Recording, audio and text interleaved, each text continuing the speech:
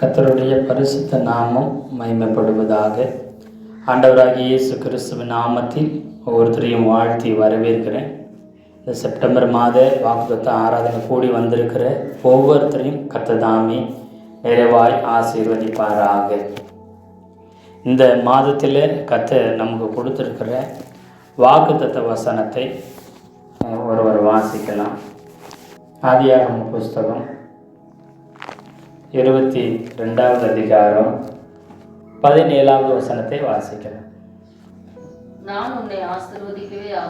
நான் உன்னை ஆசீர்வதிக்கவே ஆசீர்வதித்து உன் சந்ததியை வானத்து நட்சத்திரங்களைப் போலவும் கடற்கரை மணலைப் போலவும் பெருகவே பெருக பண்ணுவேன் என்றும் உன் சந்ததியார் தங்கள் சத்துருக்களின் வாசல்களை சுதந்தரித்துக் கொள்வார்கள் என்றும் நீ என் சொல்லுக்கு கீழ்ப்படிந்தபடியினால் பூமியிலுள்ள சகல ஜாதிகளும் ஆசீர்வதிக்கப்படும் என்று என் பேரில் ஆணையிட்டேன் என்று கர்த்தர் சொல்லுகிறார். அல்லேலூயா, ஆமென், ஸ்தோத்திரம். இந்த நாளில் உங்க கர்த்தர் நமக்கு கொடுக்கிற வாக்குத்தத்தம் என்னவென்று சொன்னால், வானத்து நட்சத்திரங்களை போலவும் கடற்கரை மணலை போலவும் கர்த்தர் பெருக பண்ணுவார். அல்லேலூயா. அது மாத்திரம் இல்லை, அப்படி பெருக பண்ணி சத்துருவின் வாசல்களை நாம் சுதந்திரித்து கொள்ளும்படிக்கு கர்த்தர் செய்வார். ஆமென். பாருங்க, ஆபிரகாம் இடத்துல ஒரு பெரிய சோதனை, அவன் வாழ்க்கையில் முக்கியமான மையமான சோதனை இந்த ஆதியாகமம் 22. இந்த மையமான சோதனையில் ஆபிரகாமுக்கு சோதிக்கப்படுறதை குறித்து சொல்லணும்னு சொன்னால், தன் மகனை பலிபீடத்தில் கிடத்தினதை தான் சொல்லுவாங்க. ஈசாக்குக்கு சோதனை என்று சொன்னீங்கன்னு சொன்னால், அது எகிப்துக்கு போகாமல் கேராரூரிலே தங்கியிரு என்று சொன்ன பொழுது, ஆமாம், 100 மடங்கு அங்கே பலனை அவன் பெற்றுக்கொண்டான் என்று சொல்லி அதை நாம் சொல்லுவோம். யாக்கோபுக்கு சோதனை என்று சொன்னால், தன்னுடைய மாமனாருடைய வீட்டில் வாழ்ந்த காலங்கள் மிகப்பெரிய அவனுக்கு சோதனையாக இருந்தது. அவனுக்கு உன்னதமான ஆசீர்வாதம் என்ன சொன்னால், அவன் திரும்பி வரும்பொழுது 2 பரிவாரங்களோடு அவன் என்ன செய்தான், ஆசீர்வதிக்கப்பட்டு அவன் வந்தேன் என்று சொல்லி அங்கே கர்த்தரிடத்தில் அவன் ஜெபிக்கும் பொழுது அவன் சாட்சி சொல்லுகிறதை அங்கே பார்க்க முடிகிறது. யோசேப்புக்கு மிகவும் உபத்திரமான இக்கட்டான காலங்கள் என்று சொன்னான். அவன் எஜமானியினால் வீண் பழி போடப்பட்டதும், அவன் சிறைச்சாலையில் அவன் அடைக்கப்பட்டதும் இருந்தது தான் அவன் உச்சப்படுத்த சோதனை. அவனுடைய உன்னதமான ஆசீர்வாதம் அவனுக்கு கர்த்தர் கொடுத்தது என்னவென்று சொன்னால், அவன் சிங்காசனத்தில் சிறைச்சாலை டு சிங்காசனம், சிறைச்சாலையிலிருந்து சொல்லப்போனால் ஒரு மரண தண்டனை கைதியாக இருந்து, கைதியை போல் அவன் வாழ்ந்திருந்து, அவன் நேரடியாக இந்த தேசத்துக்கு மாத்திரமில்லை, சூத்திரம் சுற்றில் இருக்கிற எல்லா தேசங்களுக்கும் ஒரு தலைவனை போல ஒரு உலக இரட்சகராய் மாற வேண்டிய உன்னதமான நேரம் சிங்காசனத்திலே சொப்பனத்தை கொண்டு கர்த்தர் அவனை திரும்ப அமர்த்தினது தான். எந்த சொப்பனத்தினால் அவன் குழியில் தூக்கி போடப்பட்டு அடிமையாக்கப்பட்டு பழி சுமத்தப்பட்டு சிறைச்சாலையில் அடைக்கப்பட்டு, அது மாத்திரமில்லை, அவன் பானபாத்திரக்கார தலைவன் எப்படியாவது ரெக்கமெண்ட் பண்ணி விடுதலையாக்குவான்னு எதிர்பார்த்த பொழுது அங்கேயே ஏமாந்து போன நிலைமையில் இருந்தப்போ பார்வோனுக்கு ஒரு சொப்பனம் வந்து அவனுக்கு ஒரு உன்னதமான விளக்கத்தை கொடுக்க வச்சு ஒரு உன்னதமான உயர்வு கொண்டு வந்தது. அது யோசேப்பின் வாழ்க்கையில் ஒரு உன்னதமானதாய் அது காணப்படுகிறது. அல்லேலூயா சொல்லுங்களேன். அல்லேலூயா, ஆமாம், சூத்திரம். இது ஆபிரகாமின் வாழ்க்கையில் 22வது அதிகாரம். சூத்திரம் ஒரு மறுக்க முடியாத, மாற்ற முடியாத ஒரு விலையேற பெற்ற அந்த அதிகாரமாகவும் காணப்படுகிறது. அல்லேலூயா, ஆமாம், கர்த்தருடைய நல்ல நாமம் மகிமைப்படுவதாக. நட்சத்திரத்தை குறித்தும் மணலை குறித்தும் அடிக்கடி அதிகமாக ஆபிரகாமிடமே கர்த்தர் பேசியிருந்தார். வானத்து நட்சத்திரத்தை போல உன் சந்ததி பிரகாசிப்பார்கள். பூமியினுடைய கடற்கரை மணலை போல என்ன செய்வாங்க? அவர்கள் பெருகி கொண்டே இருப்பார்கள். அல்லேலூயா, அல்லேலூயா.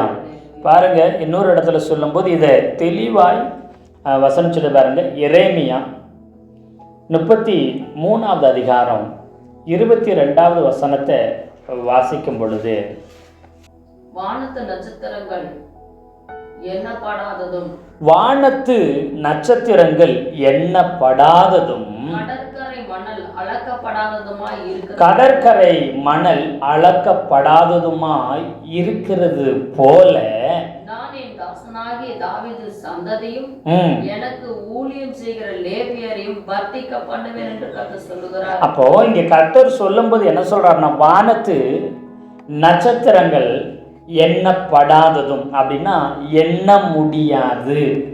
வானத்தின் நட்சத்திரங்களை எண்ணவே முடியாதாம். அப்படின்னா ஆபிரகாம சொல்லும்போது உன்னுடைய சந்ததியை, உன் சந்ததியின் எண்ணவே முடியாது. அவங்க வானத்து நட்சத்திரத்தை போல பிரகாசிக்கிறது மாத்திரமில்லை, அவர்களை எண்ணவே முடியாத அளவுக்கு அவர்களை பெருக பண்ணுவேன் என்று அங்கே ஆண்டவர் சொல்லுகிறார். இங்கே கடற்கரை மணலை போல பெருக பண்ணுவேன் ஆபிரகாம்கிட்ட பெருக பண்ணுன்னு சொன்னார்.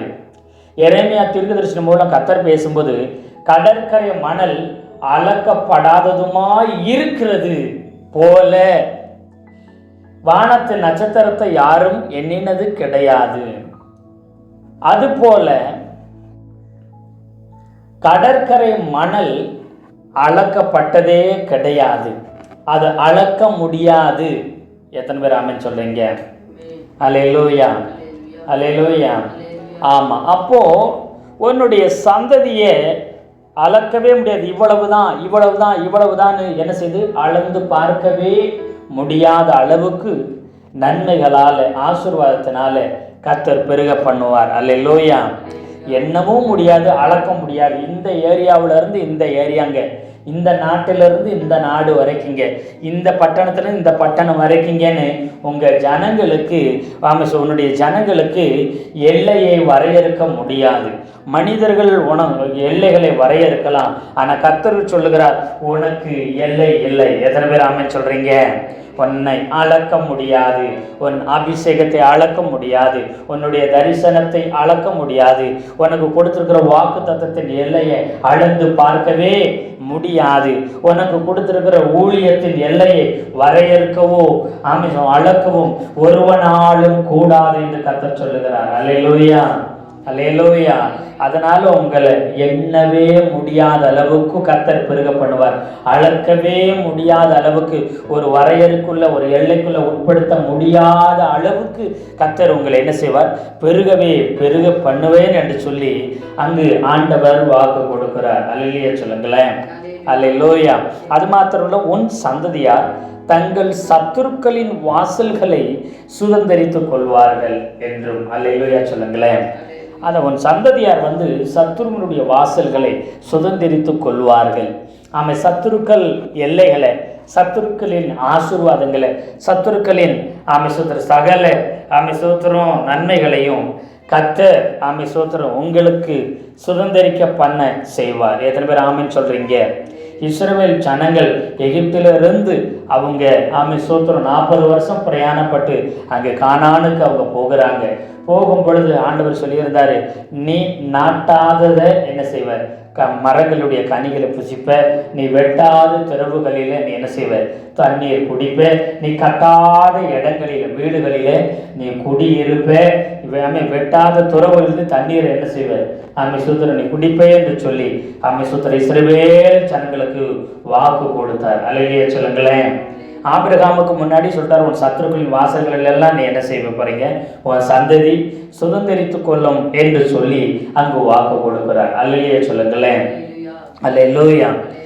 ஏன் என்று கேட்டா, இப்படிப்பட்ட ஒரு உன்னதமான வாக்கு தத்துவம் வானத்தின் ஆசீர்வாதத்தினாலேயும் அம்மை ஆசீர்வதிக்கிறார் ஆபிரகாமை, அவருடைய சந்ததி. பூமியின் ஆசீர்வாதத்தினாலும் என்ன செய்கிறார்? ஆசீர்வதிக்கிறார். உலகத்தில் பிரதானமான 2 ஆசீர்வாதங்கள் இருக்கிறது.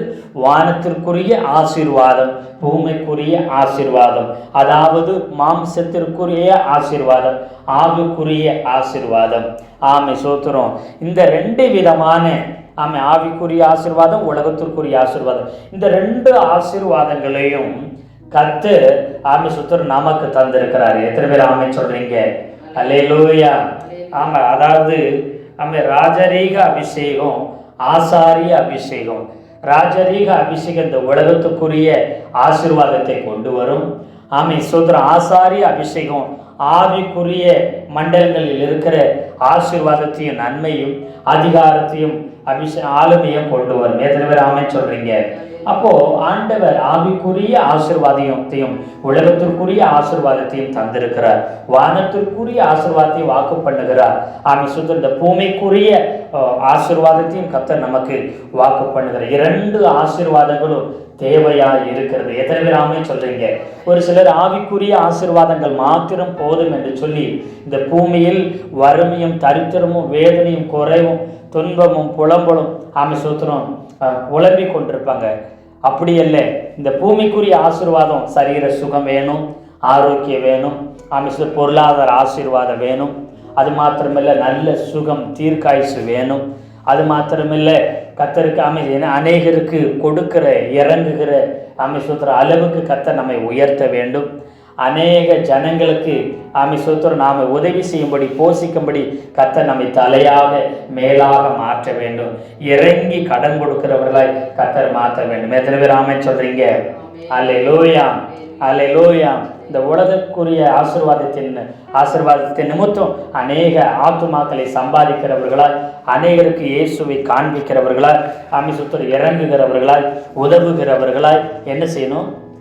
சோத்திரம் இந்த அனித்தியமான பொருட்களால் ஆத்துமாக்களை சம்பாதிக்க வேண்டும். அல்லேலூயா சொல்லுங்களேன். அது மாத்திரமில்லை, ஆவிக்குரிய வல்லமையினாலும் வரங்களினாலும் கனியாலும் நிரப்பப்பட்டு சோத்திரம் அநேக ஜனங்களை கர்த்தரிடத்தில் திருப்பணும். கர்த்தருடைய ராஜ்யத்தை பலமாய் கட்டி எழுப்ப வேண்டும். இந்த உலகத்திற்குரிய ஆசீர்வாதத்தை வைத்து சோத்திரம் சபைகளை கட்டி எழுப்புறது, ஜனங்களை கர்த்தரிடத்தில் திருப்புறது, தேவனுடைய ராஜ்யத்தை இந்த பூமியில் ஸ்தாபிக்க வேண்டும். அல்லேலூயா.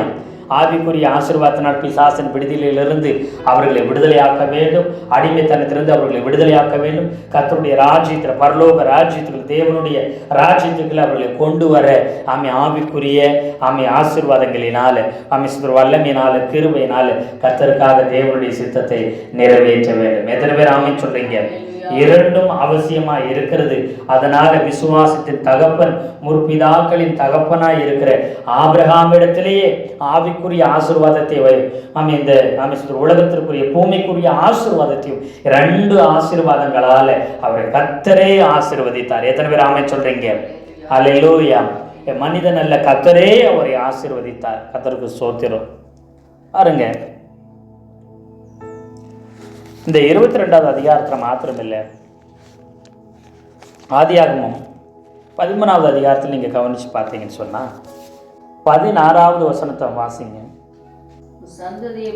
உன் சந்ததியை பூமியின் தூளை போல பெருக பண்ணுவேன். என்ன கூடுமானால் என்ன கூடுமா அப்படின்னா என்ன கூடுமா? என்னவே முடியாது அப்படிங்கிறார். என்ன முடியுமா அப்படின்னு ஆண்டவர் கேட்குறாரு. முடிஞ்சா எண்ணிக்கோ அப்படிங்கிறாரு.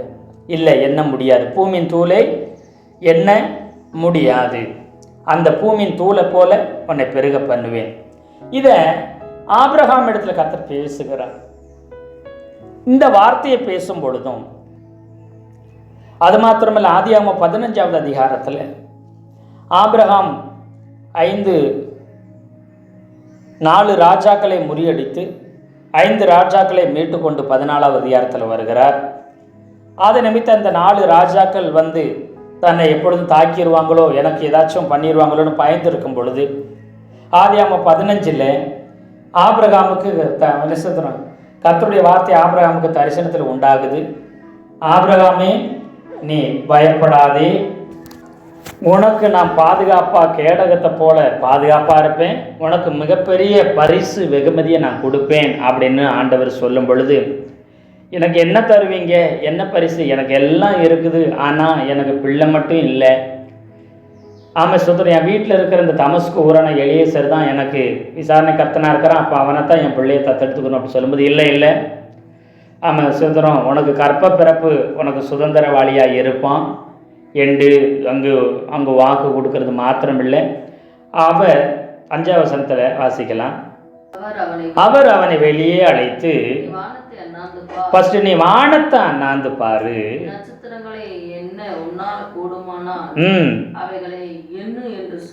அங்க சொல்லும் போதும் ஒருவன் பூமியின் தூளை என்ன கூடுமானால் உன் சந்ததி என்ன செய்யப்படும், எண்ணப்படும் அப்படிங்கிறார். என்ன முடியுமா எண்ணி பாருங்கிறாரு. இங்கேயும் நட்சத்திரத்தை அண்ணாந்து பார்க்க சொல்லி என்ன கூடுமா அப்படின்னா உன்னால என்ன கூடுமா அவைகளெல்லாம் எண்ணி பாரு அப்படின்னு சொல்லி அங்கு சொல்லுகிறார். சொல்லிட்டு உன் சந்ததி இவ்வளமா இருக்கும் என்று அங்கு வானத்து நட்சத்திரத்தை பார்த்து என்ன செய்கிறார் சொல்லி காண்பிக்கிறார். அல்லேலூயா. ஆமாம், பகல் வேலையில் 13வது அதிகாரத்தில் பூமியின் தோலை என்ன முடியுமா குனிஞ்சு எண்ணி பாரு அப்படிங்கிறார். இல்லை என்ன முடியுமா இந்த அளவு உன் சந்ததியை பெருக பண்ணுங்கிறார். இந்த சம்பவம் நடக்கும்போது ராத்திரியில் இல்லை அதிகாலை வேளையில் கர்த்தர் ஒரு இடத்துல தரிசனத்தில் இடைப்பட்டு அவர் என்ன செய்கிறார், அமிசுத்தர் வானத்தை அண்ணாந்து பார்க்க சொல்லி வீட்டிற்கு வெளியில் வர சொல்லி அண்ணாந்து பாரு, இந்த அளவு பெருக போகுது, என்ன முடியுமா எண்ணி பாரு அப்படிங்கிறாரு. இதை சொல்லும் பொழுது ஆபிரகாமுக்கு என்ன ஆபிரகாம் அமிசுத்தரும் சாராள் குழந்தை இல்லாத இருந்த சூழ்நிலையில் குழந்தை இல்லாமல் இருக்கிறாங்க, ஒரு குழந்தையும் இல்லை. அந்த சூழ்நிலையில் கர்த்தர் சொல்லுகிறார். இன்னைக்கு ஒரு வேளை குழந்தைகள் இல்லாமல் பிள்ளை செல்வம் இல்லாமல் இல்லை அற்பமான நிலைமையில் ஒன்றுமில்லாமல் இருப்பீங்கன்னு சொன்னால் பொருளாதார காரியத்திலேயோ ஆமிசத்திற்கு வியாதிப்பட்டு பலவீனத்திலேயோ இருந்தீங்கன்னா ஆண்டவர் சொல்றார், உங்களுக்கு தீர்க்காயுசை கொடுப்பேன், நீண்ட ஆயுளை கொடுத்து உங்களை ஆசீர்வதிப்பேன், சுகத்தை கொடுத்து அற்புதங்களை செய்வேன். ஆனால் சாத்தியம் இல்லையே, கையில் காசு இல்லையே, ட்ரீட்மெண்ட் பார்க்க ஆஸ்பத்திரி போக வழி இல்லையே, இந்த வியாதி சுகமாகுமா குணமாகுமானா நிச்சயமாய் குணமாகும் சுகமாகும். என்ன முடியுமா எண்ணி பாரு சொன்னது போல வாழ முடியுமான்னு கேட்குறவங்க மத்தியில் காண்டவர் நீடித்த ஆயுசை கொடுத்து வாழ வைப்பார். அல்லேலூயா சொல்லுங்களேன். அல்லேலூயா. ஒன்றுமில்லைன்னு நினைக்கிற நீங்கள் பொருளாதாரம் பணம் அமிசுத்தர் வருமானத்தில் நீங்கள் ஒன்றுமில்லைன்னு சொல்லி வெறுமையாக நிற்கும்போது சொல்கிறார் ஆண்டவர் சொல்கிறாரு, வானத்து நட்சத்திரத்தை எண்ண முடியுமா, அதை எப்படி சந்ததியை பெருக பண்ணுவேன், பூமியின் தூளை போல என்ன செய்வேன், உன் சந்ததியை பெருகுப்பனேன்னு சொன்ன தெய்வம் இன்றைக்கு ஒன்றுமில்லாமல் வெறுமையிலும் வறுமையிலும் தரித்து இருக்கிறீங்க. ஒரு நாளைக்கு உன் பொருளாதார ஆசீர்வாதத்தை என்ன கூடுமானால் நீ எண்ணி பாரு என்று சொல்லுகிற அளவுக்கு பூமியின் தூளை போலவும் காமிசுத்த கடற்கரை மணலை போலவும் வானத்து நட்சத்திரத்தை போல உன் பொருளாதார இந்த உண்மைக்குரிய இந்த உலகத்திற்குரிய நன்மைகளால் ஆசீர்வாதத்தினால் கர்த்தர் அளவில்லாமல் ஆசீர்வதித்து உயர்த்த அவர் போதுமானவராய் இருக்கிறார். ஒருவேளை இதை கேட்டு இருக்கிறவங்களுக்கு வல்லமை இல்லை, வரங்கள் இல்லை, கிருபை இல்லை, அபிஷேகம் இல்லை, என்னால் கர்த்தருக்காக எழும்பி பயன்பட முடியவில்லை, ஒன்றுமே இல்லைன்னு சொல்லி துவண்டு கொண்டு இருப்பீர்களா, கர்த்தர் ஆமீன் சோத்திரம் ஆமீன் உங்களை எண்ணி முடியாத ஆமீன் சோத்திரம் அளவுக்கு கர்த்தர் வல்லமையாய் எடுத்து பயன்படுத்தி ஆமை சுத்திர சுகமாக்குகிற ஆமை சுத்திரம் கிருபையினால வரங்களினால ஆமை சுத்திர விடுவிக்கிற வல்லமையினால மகிமையினால வெளிப்பாட்டின் வரங்களால ஆமை ஞானத்தின் வரங்களால கிருபையின் வரங்களால ஆமை சோத்திரம் கர்த்தர் உங்களை ஆமை சுத்திரம் வல்லமையாய் பயன்படுத்துவார். அப்போ நீங்க அவர் செய்த நன்மைகளை, அவர் செய்த சுகத்தை, அவர் செய்த விடுதலைகளை, உங்களை கொண்டு செய்த பலத்த கிரியைகளை எண்ணவே முடியாத அளவுக்கு, எண்ணி பார்க்க முடியாத அளவுக்கு ஆமை கர்த்தர் உங்கள் வாழ்க்கையிலே செய்வார். எத்தனை பேர் ஆமென் சொல்றீங்க? அல்லேலூயா. எது உங்களுக்கு குறையா இருக்குதோ, எது உங்களுக்கு அற்பமா இருக்குதோ அதை ஆமை சூத்திரம் அற்புதமா அளவிட முடியாததா கர்த்தர் ஆசீர்வதித்து பெருக பண்ண போதுமானவராக இருக்கிறார். ஒருவேளை குறுகிய அம்சர் ஒரு வீடு இல்லாதபடி, வாசல் இல்லாதபடி, சொந்த நிலங்கள் இல்லாதபடிக்கு ஒருவேளை வேதனைப்பட்டு கொண்டிருக்கலாம். கர்த்தர் சொல்லுகிறார், உங்களை எண்ணி முடியாததாய் கர்த்தர் பெரிய பண்ண போகிறார். அல்லேலூயா. எண்ண முடியாத அளவுக்கு ஆமை சூத்திர கர்த்தர் பெருக பண்ண ஆமை சூத்திர போதுமானவராய் இருக்கிறார். அல்லேலூயா சொல்லுங்களேன். நீங்கள் எந்த நிலைமையில் துவண்டு போயிருக்கிறீங்களோ, எந்த காரியத்தில் சோர்ந்திருக்கிறீங்களோ, அந்த காரியத்தில் கர்த்தர் பெருக பண்ணுவேன்னு ஆணையிட்டு சொல்லுகிறார். ஒருவேளை சபையை நடத்தி கொண்டிருக்கலாம், ஊழியம் செய்து கொண்டிருக்கலாம், ஆத்துமாக்களே இல்லைன்னு சொல்லலாம். இந்த வார்த்தையை கேட்கிற உங்களுக்கு கர்த்தர் நிச்சயமா சொல்றாரு, ஆபிரகாமுக்கு ஆணையிட்டு சொன்ன தெய்வம் அவனுடைய சந்ததியவே பெருக பண்ணுவேன், அவன் சந்ததியே சத்துருவின் வாசல்களை சுதந்திரித்துக் கொள்ளும் என்று சொன்னா, ஆண்டவர் கர்த்தருடைய ஊழியத்தை செய்கிற உங்களுக்கு ஆத்துமாக்களை திரளாய் பெருக பண்ணுவார். ஆமே, 1 ஆராதனை 2 ஆராதனை 3 ஆராதனை நடக்கத்தக்க ஆத்துமாக்கள் நிரம்பி நிரம்பி வழியத்தக்கதாக கர்த்தர் பெரிய பெருக்கத்தை கொண்டு வருவார். ஆத்துமாக்கள் நிரம்பி வழியும். எப்பொழுதும் ஆமை சூத்திர சபைகளிலே ஆமை ஜப சத்தமும் துதி சத்தமும் ஸ்தோத்திர சத்தங்களும் ஆமை சூத்திர விண்ணப்பங்களின் சத்தமும் கேட்கப்படும்படிக்கு கர்த்தர் அப்படிப்பட்டு தொடர்ந்து ஜனங்கள் வந்து கொண்டு இருக்கத்தக்க அற்புதங்களை செய்வார். அல்லேலூயா.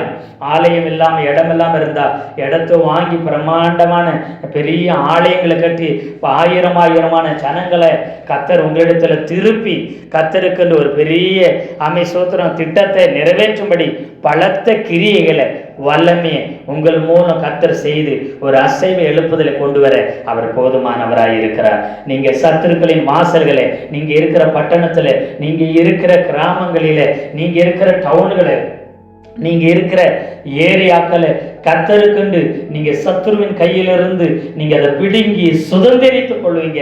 கர்த்தருக்கென்று சுதந்திரித்துக் கொள்வீங்க. அல்லேலூயா, அல்லேலூயா. ஆமா, சூத்திரம். என்னை கேளும் ஜாதிகளே, உமக்கு சுதந்திரமாகும் பூமியின் எல்லைகளை உனக்கு சொந்தமாகும் தருவேன் என்று சொன்னார். பூமியின் எல்லைகளை சொந்தமாகும். ஆமை சோதரம். ஆமை ஜாதிகளை உங்களுக்கு சுதந்திரமாகும் கர்த்தர் இந்த நாட்களிலே இந்த வருடத்திலே தர அவர் போதுமானவராய் இருக்கிறார். எத்தனை பேர் ஆமை சொல்றீங்க? கர்த்தருக்கு சோத்திரம். இந்த சத்துருவின் வாசல்களை நீ சுதந்திரித்துக் கொள்வே என்று சொல்லி ரெபேக்காள் பாருங்க அழைத்து கொண்டு வரும் பொழுது அவருடைய சகோதரர்கள் இப்படித்தான் வாழ்த்துகிறாங்க பாருங்க. ரெபேக்காளை வாழ்த்தி, எங்கள் சகோதரியே, நீ கோடா கோடியாய் பெருகுவாயாக, உன் சந்ததியார் தங்கள் பகைஞருடைய வாசல்களை சுதந்திரித்துக் கொள்வார்களாக என்று ஆசீர்வதித்தார்கள். அல்லேலூயா சொல்லுங்களேன். இந்த ரெபேக்காள் சபைக்கு அடையாளமாக இருக்கிறபடியினால இந்த பூமியில் இருக்கிற பகைஞர்களுடைய வாசல்களை, பகைஞருடைய எல்லைகளை, சத்துருக்களுடைய எல்லையை, பிசாசின் பிடியில் இருக்கிற எல்லைகளை நீங்கள் என்ன செய்வீங்க? சுதந்திரித்துக் கொள்வீர்கள். அல்லேலூயா சொல்லுங்களேன். அல்லேலூயா. அது கர்த்தர் சுதந்திரிக்கும்படியான காரியங்களை, சத்துருக்களின் வாசல்களை, அங்கே பகைஞரின் வாசல்களை எல்லாம் நீங்கள் சுதந்திரித்துக் கொள்வீர்கள். கர்த்தர் அப்படிப்பட்ட வெளியேறப்பட்ட அபிஷேகத்தினால் வல்லமினால் உங்களை நிரப்பி ஆசீர்வதிப்பார். உங்களுடைய எல்லைகளை, உங்களுடைய நன்மைகளை, உங்களுடைய ஆசீர்வாதத்தை கர்த்தர் உங்கள் வாக்கு பண்ணின குழந்தைகளை, கர்த்தர் உங்கள் வாக்கு பண்ணின சந்ததியை, கர்த்தர் உங்கள் வாக்கு பண்ணின ஊழியங்களை, கர்த்தர் உங்களுக்கு வாக்கு பண்ணின ஆமை சோத்திரம் நன்மைகளை, பூர்வீகத்து சொத்துக்களை, ஆமை சோத்திரம், ஆமை சோத்திரம் எல்லைகளை எல்லாவற்றையும் ஆமை ஒரு நாளும் அந்நியர் சுதந்திரித்துக் கொள்ள விடவே மாட்டார். கர்த்தர் உங்களை சுதந்திரித்துக் கொள்ளும்படிக்கு கர்த்தர் வாக்கு கொடுக்கிறார். எத்தனை பேர் ஆமை சொல்றீங்க? அல்லேலூயா. ஏன் என்று சொன்னால், என்னுடைய சொல்லுக்கு நீ கீழ்ப்படிந்தார். என்ன சொல்லுக்கு நீ கீழ்ப்படிந்தாய்? ஆதியாகமம் 22வது அதிகாரத்தில் பாருங்க. ஏன் அப்படிப்பட்ட விலையேறப்பட்ட ஆசீர்வாதத்தின் வாக்கு தத்தத்தை கொடுத்து ஆணையிட்டார். அதான் ரொம்ப முக்கியம். இதெல்லாம் செய்வேன்னு சொல்லிட்டு போகல, ஆணையிட்டார்.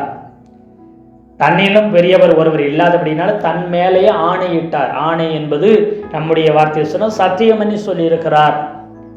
புதிய ஏற்பாட்டில் வரும்போது தலையில் சத்தியம் பண்ண வேண்டாம், ஆமை சூத்திர எருசலேமின் பேர் சத்தியம் பண்ண வேண்டாம், பலிபீடத்தின் மேலே சத்தியம் பண்ண வேண்டாம், ஆலயத்தின் பேரில் சத்தியம் பண்ண வேண்டாம், காணிக்கின் பேர் சத்தியம் பண்ண வேண்டாம், அப்படிலாம் சொல்லியிருக்குது. உன் தலையில் மேலே நீ சத்தியம் பண்ணாத, இப்படியெல்லாம் சொல்லியிருக்குது. அல்லேலூயா சொல்லுங்களேன். அல்லேலூயா. இயேசுநாதர் சொன்னார். ஆனால் இந்த பழைய ஏற்பாட்டை சொல்லும்போது ஆபிரகாமுக்கு ஒரு ஆணையினால், ஒரு சத்தியமாக நான் செய்வேன் அப்படின்னு ஒரு ஆணையினாலே அவனுக்கு என்ன செய்தார்? உறுதிப்படுத்தினார் என்று சொல்லி எபிரேயர் 6வது அதிகாரத்தில் நிச்சயமாகவே நான் உன்னை ஆசீர்வதிக்கவே ஆசீர்வதித்து உன்னை பெருக பண்ணுவேன் என்று சொல்லி வாக்கு கொடுத்திருக்கிறார். எத்தனை பேர் ஆமென் சொல்றீங்க? அல்லேலூயா. ஆணையினாலே அவர் உறுதிப்படுத்திருக்கிறதுக்கு காரணம் என்ன? அவன் சொல்லுக்கு கீழ்ப்படிந்தானா? என்ன கீழ்ப்படிந்தானா? 16வது வசனத்தில் 22:16, நீ உன் புத்திரன் என்றும் உன் ஏக சுதன் என்று பாராமல் அவனை ஒப்பு கொடுத்து இந்த காரியத்தை செய்தபடியினால் அதான் அதுக்கப்புறம் 18 நீ என் சொல்லுக்கு கீழ்ப்படிந்தபடியினால் உன் சந்ததிக்குள் பூமியில் உள்ள சகல ஜாதிகளும் ஆசீர்வதிக்கப்படும் என்று என் பேரில் ஆணையிட்டேன் என்று கர்த்தர் சொல்லுகிறார். அல்லேலூயா சொல்லுங்களேன். அல்லேலூயா. நான் பெருக்கத்தை கொடுப்பேன். ஆமென், ஸ்தோத்திரம். உன்னை எண்ண கூடுமானால் ஒருவராலும் எண்ண முடியாது, கர்த்தர் ஒருவரே எண்ணுகிறார். எத்தனை பேர் ஆமென் சொல்றீங்க? ஆமா, கர்த்தருடைய நல்ல நாம மகிமைப்படுகிற சங்கீதம் 146வது அதிகாரத்தில் நீங்கள் 4வது வசனத்தில் வாசிச்சிங்கன்னா, கர்த்தர் ஒருவரே வானத்தின் நட்சத்திரங்களை எண்ணி இருக்கிறார் என்று சொல்லி அந்த வார்த்தை சொல்லு பாருங்க. அவர் நட்சத்திரங்களின் இலக்கத்தை எண்ணி அவைகளுக்கெல்லாம் பேரிட்டு அழைக்கிறார் என்று சொல்லி இருக்கிறது. அல்லேலூயா. அப்போ அவர் நட்சத்திரங்களை எண்ணி இருக்கிறார். கர்த்தர் ஒருவரே எண்ணி இருக்கிறார். அவைகளுக்கு பேர் வச்சும் என்ன செய்கிறாராம்? அழைக்கிறவராய் இருக்கிறார். அது மாத்திரம் இல்லை பாருங்க, அவருடைய சங்கீதம் 139:17-18 தேவனே, உமது ஆலோசனைகள் எனக்கு எத்தனை அருமையானவைகள், அவைகளின் தொகை எவ்வளவு அதிகம், அவைகளை நான் எண்ண போனால் மணலை பார்க்கலும் அதிகமாம். அல்லேலூயா. நான் விழிக்கும் போது இன்னும் அண்டையிலே இருக்கிறேன். அதாவது அவர் சொல்லுகிறார், தேவனே, உமது ஆலோசனைகள் எத்தனை அருமையானவைகள், அவைகளின் தொகை, ஆலோசனையினுடைய தொகை எண்ணிக்கை எவ்வளவு அதிகம், எண்ண முடியாது. ஏன்னா அது மணலை பார்க்கிலும் அதிகமாக இருக்கிறது.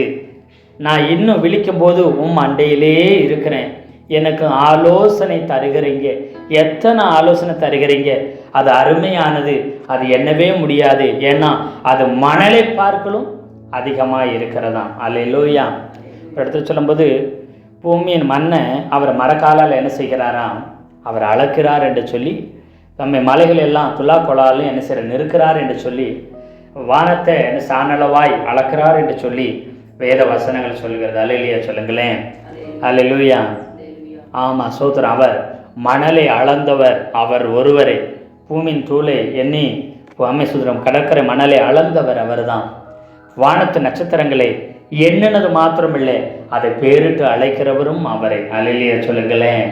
அல்லேலூயா. நம்மை எண்ணி பார்த்தவரும் அவர் தான், நமக்கு பேரிட்டு அழைச்சவரும் அவர் தான். அவர் நம்மை அளந்து எல்லைகளை வரையறுக்கிறவர் நமக்கு அவர் ஒருவர் மாத்திரம்தான். எத்தனை பேர் ஆமென் சொல்கிறீங்க? அந்த காலை வேளையில் ஒரு வேளை நீங்கள் அற்பமான நிலைமையில் சோர்ந்து போய் எல்லாம் முடிந்ததுன்னு நினைப்பீங்களா? இல்லை, கர்த்தர் வாக்கு கொடுக்கிறார். ஆமாம், சோத்திரம். உங்களை கடற்கரை மணலை போல் வானத்து நட்சத்திரங்களை போல் என்ன செய்வேன், உங்களை நான் ஆசீர்வதிப்பேன் என்று சொல்லி கர்த்தர் வாக்கு கொடுக்கிறார். எத்தனை பேர் ஆமென் சொல்கிறீங்க? இந்த வார்த்தையை பாருங்கள். ஆதியாகமம் 32:12 கூட யாக்கோபிடத்தில் இந்த வார்த்தையை குறித்து பேசியிருக்கிறார் பாருங்க. 32:12 தேவரீரோ, நான் உனக்கு மெய்யாகவே, நான் மெய்யாகவே அப்படின்னா உண்மையாகவே நான் உனக்கு என்ன செய்வேன்? நன்மை செஞ்சு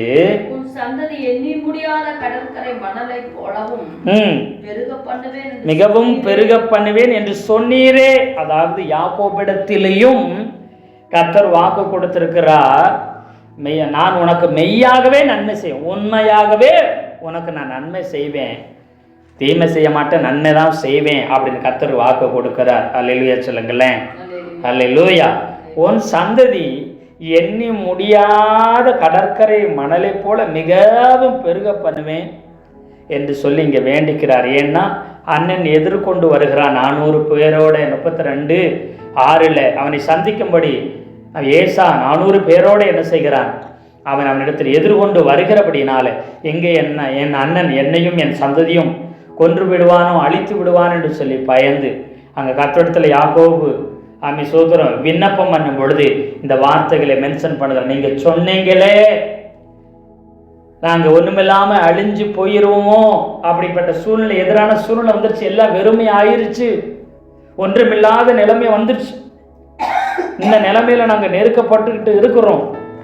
ஆனால் நீங்கள் உண்மையாகவே சொன்னீங்களே நான் உனக்கு நன்மை செய்வேன்னு, உன் சந்ததி கடற்கரை மணலை போல எண்ணி முடியாததாய் மிகவும் பெருக பண்ணுவேன்னு சொன்னீங்க. அந்த வார்த்தையை நீ சொன்னீங்க, மெய்யாகவே சொல்லியிருக்கிறீங்களே அப்படி சொல்லி அந்த வார்த்தையை மென்ஷன் பண்ணி கர்த்தரிடத்தில் அவன் வேண்டுகிறான், ஜெபிக்கிறான். அல்லேலூயா சொல்லுங்களேன்.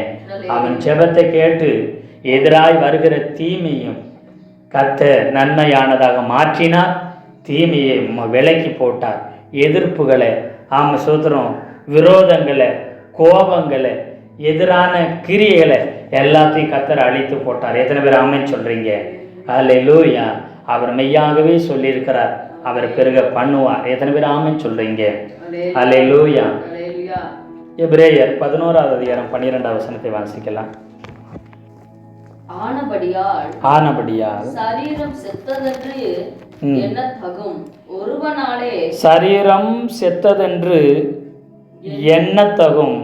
ஒருவனாலே வானத்தில் உள்ள பெருக்கமான நட்சத்திரங்களைப் போலவும் கடற்கரையில் உள்ள எண்ணிறந்த மணலை போலவும் மிகுந்த ஜனங்கள் பிறந்தார்கள். அவன் ஒருவனாலே சரீரம் செத்துருச்சு. அவன் ஒருத்தன் இருக்கிறான், அவன் சரீரம் செத்துருச்சு. பிள்ளை பெறதுக்கு, பிள்ளை உருவாக்குற பலன் அவன் சரீரத்தில் இல்லை, சரீரம் செத்து போய்விட்டது. அவன் ஒருவனாலே வானத்தில் உள்ள பெருக்கமான சரீரம் செத்துருச்சு. இன்னும் ஒரு குழந்தை பெற்றுக்கொள்ள கூட பலன் இல்லாதவனுக்கு அந்த வார்த்தையை கொடுத்த பொழுது அவன் சரீரத்தில் பலனை உண்டு பண்ணி ஈசாக்கு என்னும் மகனை பெற்றெடுக்கும்படி அந்த வாக்குத்தத்தம் பலனை கொடுத்து, அவன் வல்லமையை கொடுத்து, ஜீவனை கொடுத்து, ஈசாக்கை பிறக்க வைத்து, அந்த ஈசாக்கு மூலம் யாக்கோபை பெற்றெடுக்க வச்சு, அந்த யாக்கோபு மூலம் எண்ணி முடியாத சந்ததியை கர்த்தர் பெற்றெடுக்க வைத்தார். எத்தனை பேர் ஆமென் சொல்றீங்க? அல்லேலூயா. சரீர செத்தவன் மூலம் கர்த்தர் இப்படிப்பட்ட சோத்திரம் நன்மைகளை செய்திருக்கிற ஒருவன் அவனால் பெருக முடியாது, அவனால் ஆசீர்வதிக்கப்பட முடியாது, அவனால் ஒன்றும் செய்ய முடியாது, வாய்ப்பே இல்லை. அவனை பார்த்து இந்த வார்த்தை சொன்னார், அவன் விசுவாசித்தான், அது அவனுக்கு நீதியாக எண்ணப்பட்டது. எத்தனை பேர் ஆமென் சொல்றீங்க? அல்லேலூயா. ஆமாம் சோத்திரம். இன்னைக்கு நீங்கள் பெறுகிறதுக்கு வாய்ப்பே இல்லை, நீங்கள் ஆசீர்வதிக்கப்படுறதுக்கு வாய்ப்பே இல்லை. நீங்கள் ஒருவனாக இருக்கலாம், தனியாக இருக்கலாம், ஒன்றுமில்லாமல் இருக்கலாம், எல்லாம் இழந்த நிலைமையில் இருக்கலாம், இனிமேல் வாய்ப்பில்லை என்று சொல்லி கொண்டிருக்கலாம். ஆனால் கர்த்தர் வாக்கு கொடுக்கிறார், அவர் ஆணையிட்டு சொல்லியிருக்கிறார், அவர் மெய்யாகவே சொல்லியிருக்கிறார். உன் சத்துருக்களின் வாசலில் நீ சுதந்திரிக்கணும்னா உன் சந்ததி வானத்து நட்சத்திரத்தை போல பெருகணும், பூமியின் கடற்கரை மணலை போல பெருகணும், பூமியின் தூளை போல பெருகணும்.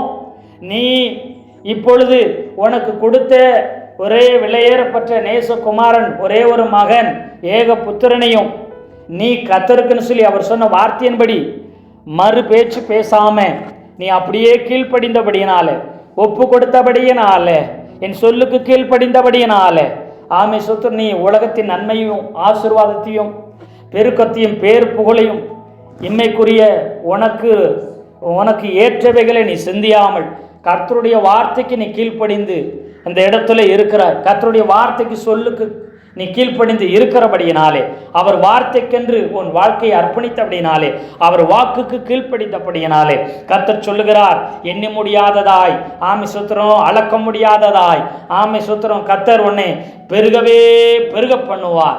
பூமியில் உள்ள வம்சம்லாம் உன் சந்ததிக்குள்ள ஆசீர்வதிக்கப்படும். நீ சொல்லுக்கு கீழ்ப்படைஞ்சிருக்கிற, நீ அவருடைய வார்த்தைக்கு முற்றிலும் உன்னை அர்ப்பணித்திருந்தபடியினால கர்த்தர் உன்னை இவ்வனமாய் ஆசீர்வதிப்பார். உன் சத்துருக்களின் வாசல்களை நீ சுதந்திரித்துக் கொள்வாய், பகைஞரின் வாசல்களை சுதந்திரித்துக் கொள்வாய். ஆமே சோத்திரம். கர்த்தர் உன்னோடு கூட இருக்கிறதை ஒவ்வொருவரும் காணத்தக்கதாக பிரமிக்கத்தக்கதான அளவு கர்த்தர் மகா பெரிய பெருக்கத்தை கொடுத்து உன்னை ஆசீர்வதிப்பார். கர்த்தர் உன்னோடு கூட இருக்கிறதை ஒவ்வொருவரும் காண்பார்கள். ஒவ்வொருவர்களும் ஆச்சரியப்படுகிற அளவுக்கு, நாம பிரமிக்கிற அளவுக்கு, ஏன் நீயே ஆச்சரியப்பட்டு பிரமிக்கிற அளவுக்கு கர்த்தருடைய வல்லமை, மகிமை, கிருபை, அபிஷேகம், கிருபா வரங்கள், இம்மைக்குரிய உலகத்திற்குரிய நன்மைகளால் கர்த்தர் நிரப்பி உங்களை ஆசீர்வதித்து பெருக பண்ணுவாராக. கர்த்தர் தாமே இந்த வார்த்தைகளை கொண்டு நாம் ஒவ்வொருத்தரையும் ஆசீர்வதிப்பாராக. ஆமேன், ஆமேன், ஆமேன்.